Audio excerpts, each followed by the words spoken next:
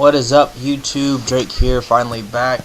God, it's been forever. So happy to be back. Sorry I kind of dropped off there and didn't really tell anybody what was going on, but I finally got my standard team together after coming back, and here we go. I'm going to lead off with Swampert. He's going to lead off with his Fortress, and we're going to get this battle going. Sorry, I got a little bit of a cold right now, so forgive me about that. I'm going to start out cursing here, because I figure, Fortress isn't really going to do anything damaging to me. So I've probably set up some rocks like he does, and so I'm just going to start cursing up and setting up here with Swampert. And he's, I'm going to go ahead and curse again, as even, now I'm a -2 speed, so now his Fortress will be able to go against me, if at least unless it's terribly slow. But he's going to set up his first Toxic Spikes, and right here he does a little bit of an unsuspected move. He explodes now, which I imagine is because he doesn't want me to curse up too much, and then he wouldn't be able to, stop Swampert at all. But I had 2 curses up, so I'm gonna end up surviving the explosion. After leftovers, it does about 2/3 damage, and I'll go ahead and get my 3rd curse up. So Swampert's looking pretty happy right now, and the stealth rocks, yeah, he got those up, which is it's not really a big deal to this team. So he's gonna bring out Selby, and of course, the Leaf Storm is coming. It's evidently obvious, and especially with the stab from it, it's gonna mess Swampert up. So I'm trying to figure out who I'm gonna go to here. And I'm decided to switch out to Umbreon. Pretty good special tank right there. And the first layer of Toxic Spikes is going to hit him, and then he's going to Leaf Storm. And I thought he would take it better than this, but that just goes to show you how strong that Leaf Storm is. So it does about half. Oh, sorry, phone call. I don't know who that was. So yeah, it does about half, and so he takes that pretty well. And I'm going to attempt to trap him here. But the HP is down, so I'm gonna go ahead and try to set up the Wish first. And I was debating whether to trap him or whether the Wish. But he switches anyway, so it's good. It's a good idea that I did decide to use Wish. And now with Machamp, the obvious move here is gonna be Dynamic Punch. I was just trying to decide, whoever's gonna come in is gonna live the attack. Whether they're resistant to it or whether I switch to the Ghost and completely avoid it, but they're going to get a Wish back up, so Dynamic Punch is not really worried about me. But I figure, confusion still hurts, so I'm just going to go out to the Ghost and avoid the attack altogether. So that misses, and now Wish is going to heal off the little tiny Stealth Rock damage that Gengar just endured, and he's not going to stay in here. It's kind of pointless. Machamp's special defense is, not that great, and he can't hurt me with his best attack, so that's it. So I'm going to go ahead and sub out on the switch here as he brings in his Blackbird, which is his Honchkrow. And I'm not really sure about Honchkrow. I haven't really faced it before, so I just wanted to test it out while I'm still sitting behind my sub. So I'm going to go ahead here and try to hit it with the Focus Blast. And it misses, so that doesn't really help me at all. And he's just going to go for a Night Slash, and obviously with Gengar's crap defenses, it's going to break the sub, especially being super effective as it is. And I'm thinking here, I don't know, like I said, I'm not sure about Honchkrow, so I'm not sure about his defenses. I'm not even sure if Focus Blast will, take it out, and I don't want to risk Gengar here, and I don't want to risk it missing either. So, missing, not killing it's too much of a risk, so I'm just going to go ahead and switch out, come out to Dragonite here. And Dragonite, besides the Stealth Rock, is going to get a free switch in because he was going to go for the Sucker Punch, which, if I had known that I am faster, I probably could have subbed it up to see what he was going to do, but I wasn't really worried about it. I just wanted to get Gengar out of there.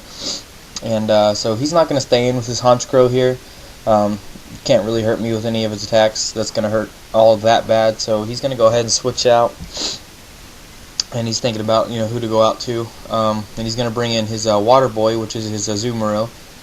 And I'm going to go ahead and Dragon Dance up on the switch. And now I'm thinking here Azumarill's only priority move is Aqua Jet, which is not going to hurt Dragonite all too much at all, due to the fact that he resists it.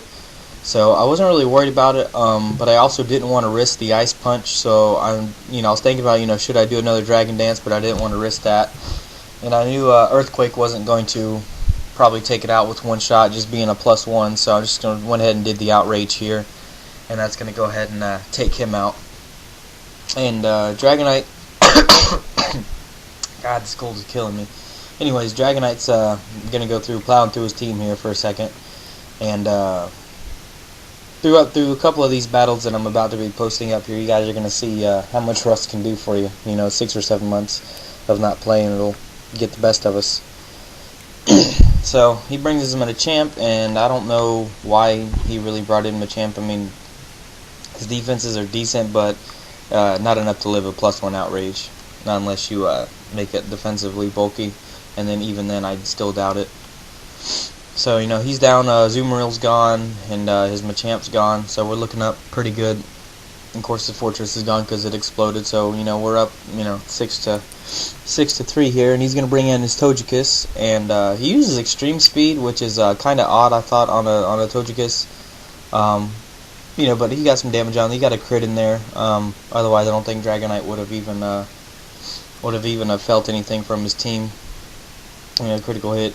Actually, I mean, it didn't really matter overall in the overall match, but it did matter as far as Dragonite's survivability went. So his Togekiss goes down, and then now he's going to bring in his Honchkrow, and this is kind of the rust that I was talking about here. Thinking about it, what I should have done was probably Ruth, because I was faster than him. So I was debating whether I should try to outrage again or switch out is what I was debating here. But what I should have done was probably would have roosted just to get some of the damage back, since I know he wasn't going to hurt me all that much with any of his attacks, and that way I could have got some HP back and just finished off his team, barring that I didn't hit myself from confusion. But I go for the outrage, hits me the Sucker Punch, and there goes Dragonite. So Swampert's going to come back in, and he's going to get poisoned, which is going to end up being the death of him after this little quarry that he's going to have with Blackbird. And I figure, he's probably going to go for another Sucker Punch. It's his best move. Even though he's faster, he could probably pull off a Night Slash or something like that. But he's going to go ahead and bust off with the Sucker Punch. And I knew whether, because I was slower, whether he did Sucker Punch or whether he Night Slash me, I would probably live it, and then I'd be able to Avalanche it. And with the double base power of Avalanche being going up to 120, with him being weak to it, he's just gonna stroke Honchkrow right there. And so now he's down to his last poke, which is Celebi, and Swampert's going to go ahead and die due to the poison, which Celebi would have, if I'd have kept him in, Celebi would have taken him out anyway, so it's not that big of a loss. Now I was thinking here I could probably go to Gengar and just take this thing out with the Shadow Ball, but I didn't really want to, maybe, if he's like specially defensive, I didn't really want to go that route and say maybe it possibly survived, because Gengar sitting on leftovers, not a life orb, so I didn't want to risk that. So I just bring in Magnezone here, and Magnezone's going to get a little bit hacked up, which is going to end up being his downfall in the end. But he does a pretty good job.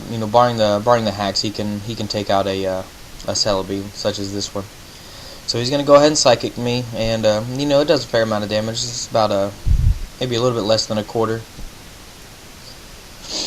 And I'm going to go ahead and use Hidden Power, and as you see there, it does, a little bit over a third, so 2 more Hidden Powers and this guy's going to be done. But here comes the hacks, as we're about to witness here. He's going to go ahead and T-Wave me, which is, no big deal. He's already going first anyway, what's the difference? But get fully paralyzed right there. So that doesn't work out for us at all very much. Not for Magnezone. And he's going to hit me with another Psychic here, which is going to bring me to, about a third HP left. Which is not bad, and I get paralyzed again, and I'm just, oh my god, are you kidding me? So, I really wanted Magnezone to shine through here, but, obviously because of the hacks, he didn't get to do that, but he still showed his worth. It's a 4-hit KO on Psychic on him because he resisted, so it works out. And he's going to use Hidden Power, which is going to drop Celebi to, about a third of an HP left, plus a little bit of leftovers on there. And then on this next turn, he's going to be taken out with a final Psychic. And I guess it was kind of good that he got those hits in there. Psychic didn't get the Spadef drop, which is good, because otherwise Magnezone wouldn't have lasted that long. But he gets taken out, and basically what's going to happen here is Gengar's going to come in and clean up the scraps. He's going to Shadow Ball it for the win. But, it's really good to be back, guys. I am still a little bit rusty. I got to work on that. I've noticed that in some of the battles that I'll be posting up here. It's a little really rusty, but that's what you get when you don't play for a game for 6-7 months. But like I said, it's good to be back. I hope you guys enjoyed watching, and I'll be posting. I think I got 3 more videos to gear. So don't forget, rate, comment, subscribe, guys. Peace.